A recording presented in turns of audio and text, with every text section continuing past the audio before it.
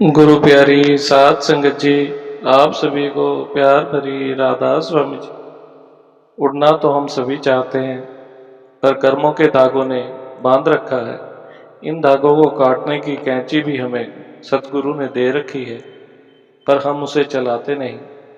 जैसे जैसे हम उस नाम रूपी कैंची से कर्मों के बंधन रूपी धागों को काटना शुरू करेंगे, वैसे वैसे हम हल्के होते जाएंगे और धून रूपी गैस हमारे अंदर आ जाएगी और हम भी ऊपर की ओर उड़ान भरने लग जाएंगे। एक आदमी था, वह एक रेस्टोरेंट खोलना चाहता था। वह कहता था कि बाबा जी, आप मेरे को दुकान देंगे तो मैं दुकान में आपके लिए एक कुर्सी अलग लगाऊंगा और मैं तो नौकर की तरह काम करूंगा। दुकान के मालिक तो बाबा जी आप ही होंगे। कुछ समय के बाद बाबा जी ने उसको एक दुकान लेकर दी। उस आदमी को रेस्टोरेंट का सामान वगैरह लगाने में, सेटिंग करवाने में कुछ समय लग गया। तो लोग रोज ही आकर पूछते, भाई साहब यह दुकान कब तक खुलेगी? क्योंकि हमारे इस एरिया की तरफ तो कोई ऐसा रेस्टोरेंट है ही नहीं जहाँ पर हम जाकर छोटे मोटे फंक्शन कर सकें। बच्चों का जन्मदिन मनाना है या किट्टी पार्टी या गेट टुगेदर कर सकें। आपकी दुकान खुल जाएगी तो इस पूरे एरिया को बहुत फ़ायदा होगा। कुछ समय के बाद जब उसकी दुकान की पूरी सेटिंग हो गई तो उसने अपनी दुकान का इनॉग्रेशन करने की सोची। उसने शहर के एक नामचीन व्यक्ति को रिबन काटने के लिए बुलवाया। उस दिन उसकी दुकान पर बहुत ही काम था। उसको दुकान पर काम करते करते रात के 11-12 बज गए। वह एक पैर पर खड़ा रहा। उसके नौकर भी उसके साथ लगे हुए थे, लेकिन उसको बाबा जी की कुर्सी लगाना बिल्कुल भूल गया। न ही उसने दुकान पर बाबा जी की कोई फोटो लगाई और न ही विनती की। फिर भी उसका काम बहुत अच्छा चल रहा था। वह दिन दोगुनी रात चौगुनी तरक्की कर रहा था। उसने जो नाम ले रखा था उसका सिमरन करने का तो उसके पास बिल्कुल भी समय नहीं था। जिस मालिक को वह कहता था, बाबा जी मैं आपके नाम की कुर्सी लगाऊंगा, वह सब कुछ भूल गया था।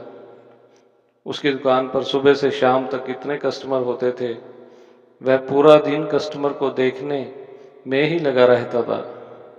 इतना काम होने के कारण उसके मन में अहंकार आ गया कि मेरा काम तो बहुत है, मेरा काम बहुत अच्छा चल रहा है। उसने बहुत चीज बना ली, अपने साथ वाली दुकान भी खरीद ली, अपने लिए एक बड़ा मकान भी ले लिया। लेकिन जो हम इस दुनिया में काम करने आए हैं वह सब कुछ वह भूल गया।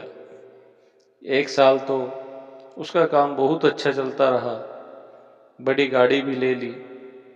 साल के बाद उसका काम मंदा हो गया। अब तो उसकी दुकान पर कोई कस्टमर चढ़ता ही नहीं था। धीरे धीरे उसने दुकान से काम करने वाले लड़कों को भी हटा दिया। उसको किसी दोस्त ने कहा कि तुम किसी तांत्रिक के पास जाओ, वह कुछ झाड़ फूक करेंगे तो तुम्हारा काम फिर से पहले की तरह चलने लगेगा। एक आदमी आया, वह कहता है आप मेरे साथ चलो, वहाँ पर एक बाबा है, वह आपको बताएगा कि आपका काम मंदा क्यों पड़ गया है।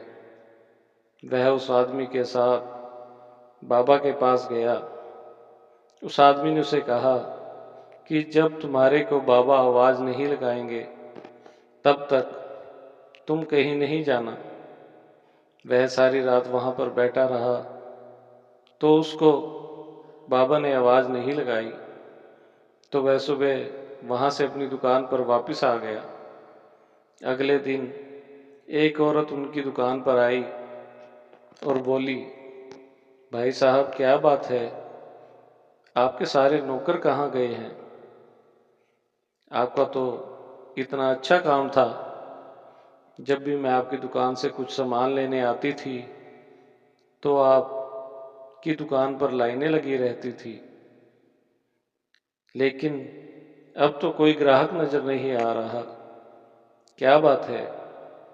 तो वह बोला, बहन जी, पता नहीं हमारे काम को किसी की नज़र लग गई है। मैं नहीं जानता कि हमारे साथ क्या हो गया।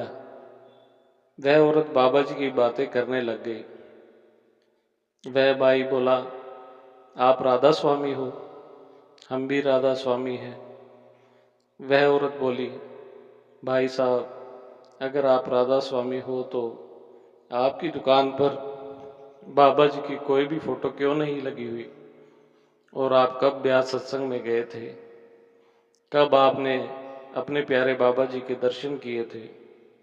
वह बोला, बहन जी, मेरे को तो 1 साल हो गया है ना, मैं ब्यास गया, ना ही बाबा जी के दर्शन किए, ना ही सत्संग सुना, क्योंकि मैं काम में इतना व्यस्त हो गया था कि मुझे सत्संग जाने का समय ही नहीं मिला।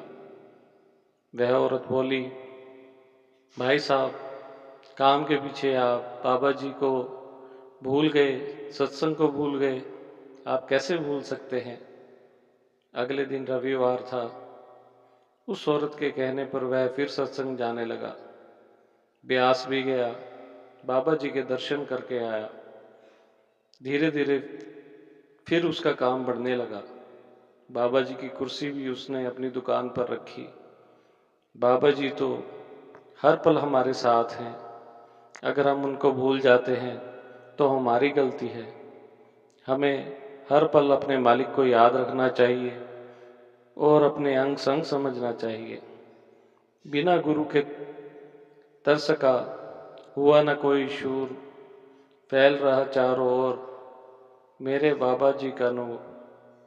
गुरु चरणों में शिष्य के दुख कट जाते आपने आप, पास उनके आ सके जग के तीनों ताप। अपने गुरु प्रीत जो करता निष्काम, गुरु चरणों में ही बसे उसके चारों धाम। हर समय अपने बाबा जी का शुक्र शुक्र करना चाहिए। शुक्र दातिया, शुक्र मालिका, आपका बहुत बहुत शुक्रिया। इसी के साथ इजाज़त चाहते हैं, मिलते हैं अगली साखी में। राधा स्वामी जी।